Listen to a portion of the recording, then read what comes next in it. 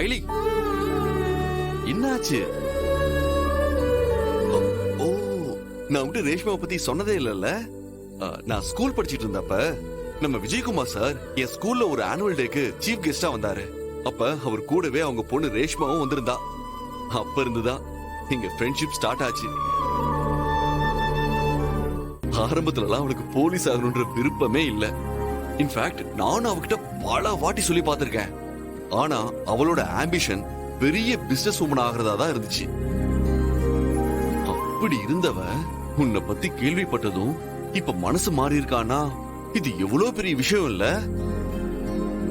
அந்த கிரெடிட் எல்லாமே உனக்கு தான் சேரும் ஐலி. ஆனா எனக்கு அப்பவே நல்லா தெரியும், போலீஸ் ஆகிறதுக்கான எல்லா தகுதியும் ரேஷ்மாக்கு இருக்கு. அவ நம்ம கூட அண்டர் கவர் டிபார்ட்மெண்ட்ல ஜாயின் பண்ணிட்டா சூப்பரா இருக்கும். அவ ரொம்ப இன்ட்ரெஸ்டிங்கான கேரக்டர். இப்ப கூட பார்த்தல்ல, சர்ப்ரைஸ் அது இதுன்னு சொல்லி நம்மள கொஞ்ச நேரத்துல எவ்வளவு டென்ஷன் ஆக்கிட்டால.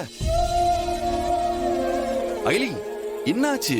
ஏய், நான் பாட்டுக்கு பேசிக்கிட்டே இருக்கேன், நீ ஏன் இப்படி அமைதியா இருக்க? ஐலி, என்னன்னு கேக்குறேன்ல, சொல்லு. சாரி சிவா, உங்க பர்த்டேன்னு தெரியும், ஆனா நான் கவனிக்கல. இதுதானா? ஓகே ஐலி, ஃப்ரீயா விடு. இல்ல, வழக்கமா உங்க பர்த்டே அன்னைக்கு நான் தான் உங்களுக்கு முதல்ல விஷ் பண்ணுவேன். ஆனா இப்போ ஐலி, நான் தான் பரவாயில்லன்னு சொல்லிட்டேன்ல, அப்புறம் என்ன? நீ என்ன வேணும்னா மறந்துருப்ப? உனக்கும் மைண்ட்ல நிறைய டென்ஷன் இருந்துகிட்டே தானே இருக்கு. எல்லாத்தையும் ஞாபகம் வச்சுட்டு இருக்க முடியுமா?